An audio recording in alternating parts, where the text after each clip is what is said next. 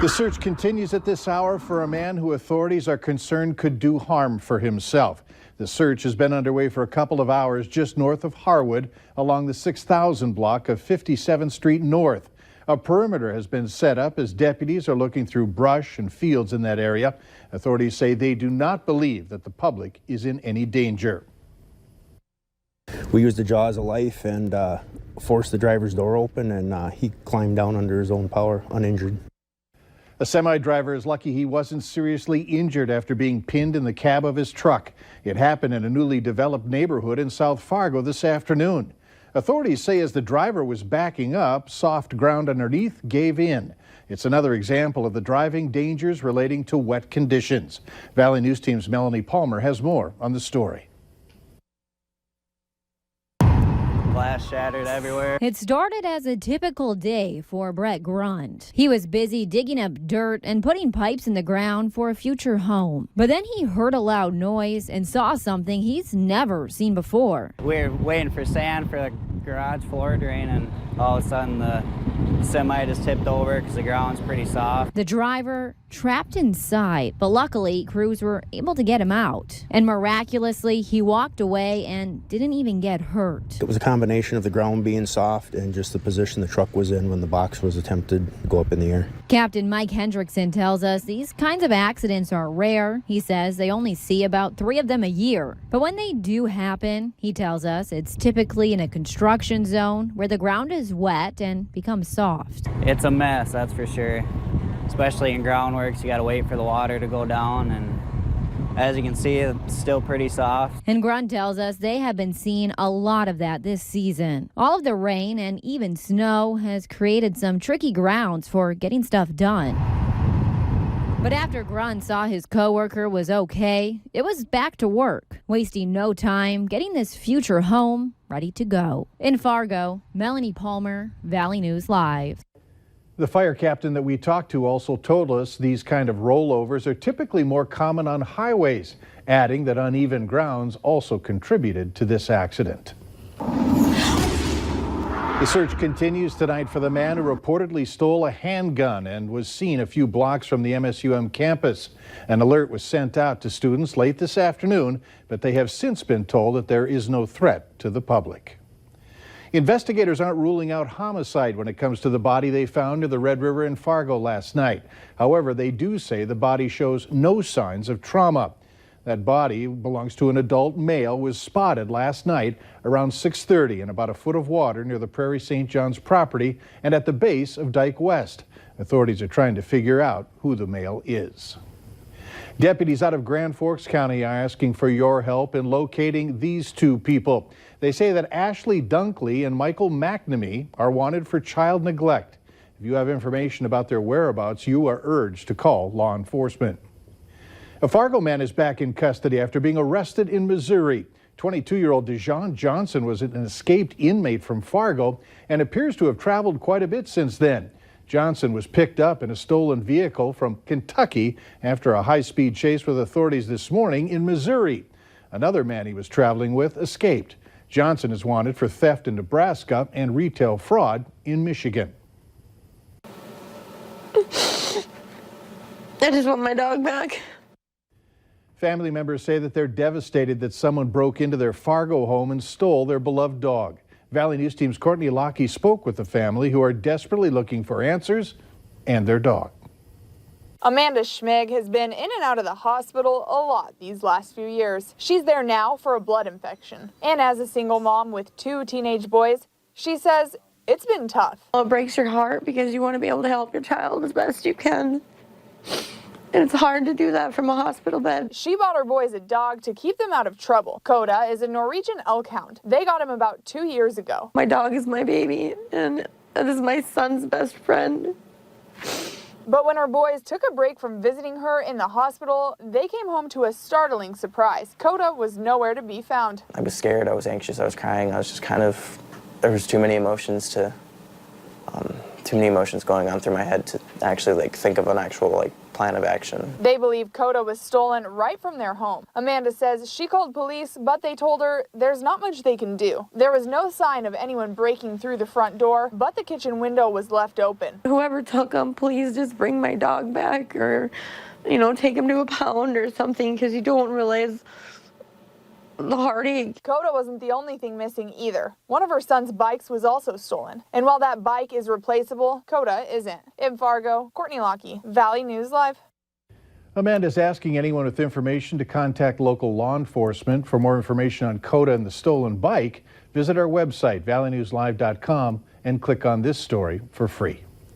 A local man who makes his living with his hands and tools that he owns had $30,000 worth of equipment stolen in a matter of hours. Delane Schmidt of West Fargo says that he's building a garage at a South Fargo home. His trailer was left there for about a week. The homeowner says she last saw it around midnight in front of her house. When she didn't see the trailer this morning, she figured an employee may have taken it. Fargo police told Schmidt that they believe that thieves may have the trailer and equipment inside, and taken it to the Twin Cities to sell. It's just kind of hard to take, I mean, I've never felt so helpless. He's a very stand-up person, so I feel really bad that this has happened for him. Schmidt says that he plans to continue revisiting the South Fargo neighborhood where his trailer was taken, in a chance that there are some homes there that may have surveillance cameras. The search continues for the plane and a suspect arrested after a shooting on a reservation in northern Minnesota. The shooting happened at the Fond du Lac Community Center's gymnasium. That's where the funeral was taking place in a building at the same time of the shooting. Tribal police say that people attending the funeral grabbed the suspect and held that person until police arrived.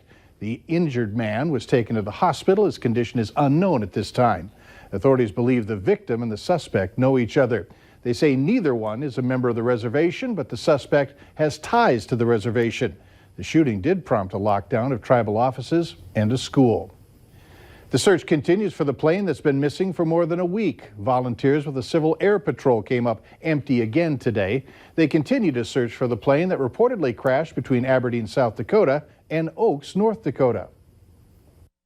We'll fly the same grid areas over and over again, just because we may not have seen them the first time. There might have been too much snow at the time we were looking the first time through. Now that the snow is melting a little bit, we may be able to see what's under the snow.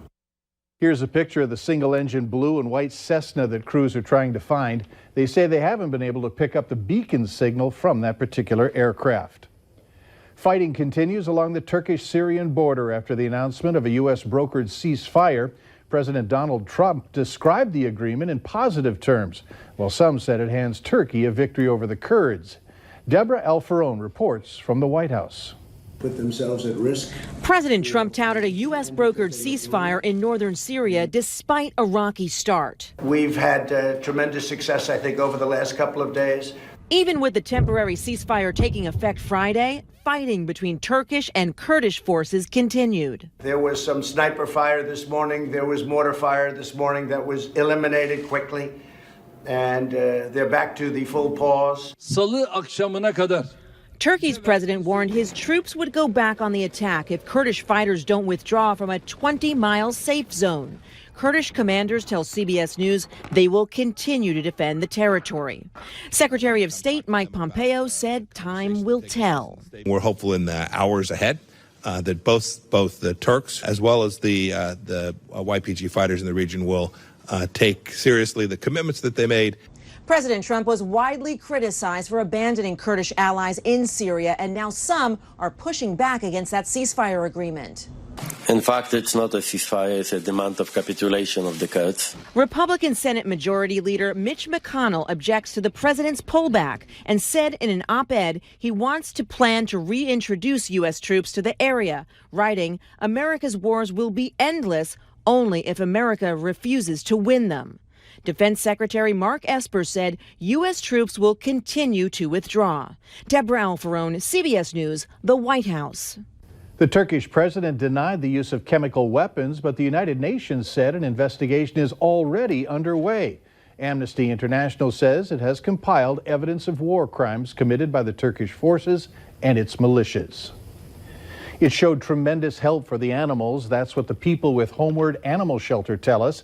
Their annual Wags, Whiskers, and Wine event tonight does for their shelter. Tonight's event makes it possible for the animals to stay with them while looking for forever homes. The big thing that the proceeds will go to tonight is towards their food, their shelter, and the biggest thing of all is their veterinary care. That's the thing that we really need the most of the funds for. All animals are vaccinated and microchipped at Homeward. Valley News Live 10 at 10 continues with No Wait Weather. And let's take a look at our tower cam time lapse. The Valley News Live Storm Team Skycam Network shot in Fargo with just a few clouds into the morning. And then we saw plenty of sunshine through the noon hour and through most of the afternoon. But more clouds made their way in from the west, making our way through later on into the evening. And we have mostly cloudy skies out there right now. But temperatures staying on the warm side with highs today into the lower to some places mid-60s. Now with the clouds, we've kept temperatures up. So a temperature of around 50 degrees from Fargo out toward Valley City down toward Wahpeton and Jamestown through the 10 p.m. hour. That's pretty warm. We're even warmer into the low to mid 50s across portions of Lakes Country, but mid to upper 40s into the Devil's Lake area out toward the Northern Valley, and some 50s still on the map into northwestern Minnesota, with the winds flipping around from a southerly direction to more of a westerly direction. Wind speeds around 5 to 15 miles per hour from the west in most places. Now we have mostly cloudy skies across most of the viewing area as of right now. Just a thin band of clouds. They're clearing out toward Bismarck and Minot, and some sprinkles are possible, especially into the Wahpeton Breckenridge area, now getting into Otter Tail County, and another band of some very light showers or sprinkles stretching from the Cooperstown area up toward Langdon. So most of us staying dry. We can't rule out just a little bit of moisture going through the next few hours before the system exits. Now, high pressure system is making its way in. This is going to be our weather maker through the overnight and through the day tomorrow with mainly clear skies. And we got that flow from the south, so that will warm us up. So another slightly warm day for the day tomorrow. Behind that, we do have another system that will give us some rain Sunday into Monday. So here's the hour-by-hour forecast with mainly clear skies and temperatures falling into the lower 40s this evening and mostly sunny skies. And with that south or southwesterly wind, temperatures again get a little above average in terms of temperatures, ranging from near 50 into the Devil's Lake Basin to near 60 into the Southern Valley with more clear skies. It'll be a little cooler this time tomorrow with temperatures for Saturday evening plans into the lower 40s. So temperatures starting off into the 40s, a high near 60 with plenty of sunshine and a light breeze from the west going through the day tomorrow. High temperatures into the Devil's Lake Basin are going to be near 50, but mid to upper 50s most everywhere you look with plenty of sunshine. Could have a few clouds for tomorrow, especially off to the north and northwest, and everybody staying mainly dry until some clouds overspread us for Sunday morning, and then making our way through the afternoon. Some rain overspreading our region into the evening, and some of it could be light to moderate intensity at times. And temperatures for Sunday going down with the rain, and we should only see highs into the mid-50s. Here is the photo of the day. Star Lake afternoon flight. Thank you to Pat for this one. Used it in the background of the 7-day forecast. So get out and enjoy tomorrow, because that'll be our warmest day with plenty of sunshine. And then for Sunday and Monday, more rain making their way through as temperatures on their way down, only into the upper 40s by Monday. Dry but windy on Tuesday. Cool, a high of 46. Another chance of some rain or snow showers Wednesday into Thursday, staying into the 40s. Thanks, Justin. Later on Valley News Live 10 at 10, a new mental health condition is coming to light. It's called gaming disorder, and you can probably guess what it's all about, how it's affecting teens.